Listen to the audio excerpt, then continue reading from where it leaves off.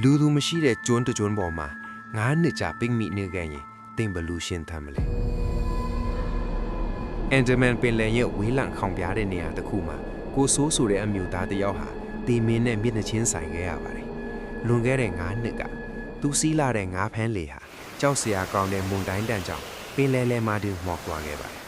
အဖွဲ့သားအားလုံးပျောက်ဆုံးသွားခဲ့ပေမဲ့ကိုဆိုးကတော့ကံကောင်းထောက်မစွာနဲ့ကြောက်ဆောင်နေကြတဲ့မျိုးပါလာခဲ့ပါတယ်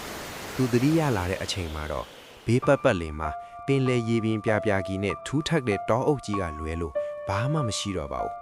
ပထမဆုံးရသတပတ်တွေဟာငရဲလိုပါပဲသူ့မှာပါလာတာဆိုလို့ခါးကဓားမြောင်တလက်ရဲ့စုပ်ပက်နေတဲ့ပစိုးတစ်ထည်ရဲ့ပဲရှိပါတယ်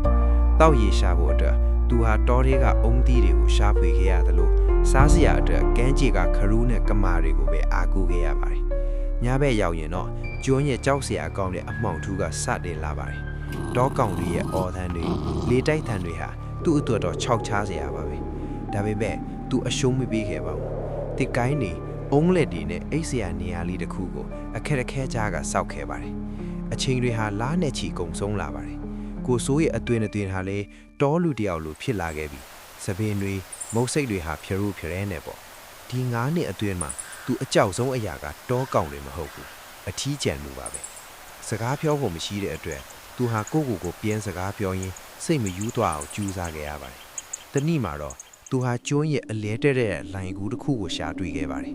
အဲ့ဒီကူထဲမှာသူတွေ့လိုက်ရတာကတော့ဟောင်းနွမ်းနယ်ရှေးဟောင်းပစ္စည်းတချို့နဲ့လူအယူယူတွေပါအဲ့ဒီခါမှာသူတွေ့လိုက်ရတာကဒီကျွန်းပေါ်မှာပြိမိခဲ့တာသူတယောက်တည်းမဟုတ်ဘူးဆိုတာပါပဲအရင်ရောက်ခဲ့တဲ့သူတွေဟာလွတ်မြောက်ခွင့်မရပဲဒီမှာတင်အသက်ပြောက်ခဲ့ရတယ်ဆိုတဲ့အတီးကသူ့ကိုပိုပြီးထိတ်လန့်စေခဲ့ပါတယ်ဒါပေမဲ့ကိုဆိုးဟာအဲ့ဒီလူတွေလိုအဖြစ်မခံနိုင်ဘူးလို့ဆုံးဖြတ်လိုက်ပါတယ်သူဟာကမ်းခြေမှာကြောက်တုံးဖြူကြီးတွေကိုတုံးပြီး SOS ဆိုတဲ့စာတောင်းကြီးကိုအကြီးကြီးစီထားခဲ့ပါတယ်နေတိုင်းလဲပင်လယ်ပြင်ကိုကြည့်ပြီးတင်းဘောတစီစီဖြတ်မလားဆိုတာကိုစောင့်မျှော်နေခဲ့ပါတယ်မုန်တိုင်းတွေတိုက်ခတ်လို့သူစီထမ်းတဲ့ကြောက်တုံးတွေပျက်စီးသွားနေလေသူအားမလျှော်ပဲပြန်စီးပါတယ်တခါတလေမှာမျောလင့်ချက်မှဲ့လွန်းလို့ကိုအဆုံးစီရင်ဖို့ကြီးတွေးခဲ့ဘူးပေမဲ့အိမ်မှာကြံခဲ့တဲ့သူ့ရဲ့မိသားစုမျက်နှာကိုမြင်အောင်ပြီးသူပြန်အားတင်းခဲ့ပါတယ်9နှစ်မြောက်တဲ့နေ့မှာတော့ကောင်းကင်မှာရုတ်တရက်ရဟတ်ရင်တစီးရဲ့အသံကိုသူကြားလိုက်ရပါတယ်သူဟာကမ်းခြေကိုအပြေးလွှားသွားပြီးသူ့ရဲ့အဝတ်စုပ်ကိုတရမ်းရမ်းနဲ့အော်ဟစ်ခဲ့ပါတယ်ကံကောင်းစွာနဲ့ပဲအဲ့ဒီကင်းလေးတင်ပေါ်ကသူ့ကိုမြင်သွားပါတယ်သူကဲတင်ခံရတဲ့အချိန်မှာတော့9နှစ်တာပိမ့်ပြီးနေခဲ့တဲ့ဒဏ်ရာဒဏ်ချက်တွေကြောင့်သူဟာစကားတော်ကောင်းကောင်းမပြောနိုင်တော့ပါဘူးဒါပေမဲ့သူ့မျက်လုံးထဲကမျက်ရည်တွေကတော့လွတ်မြောက်ခြင်းကိုဝမ်းသာအောင်ဖော်ပြနေပါတယ်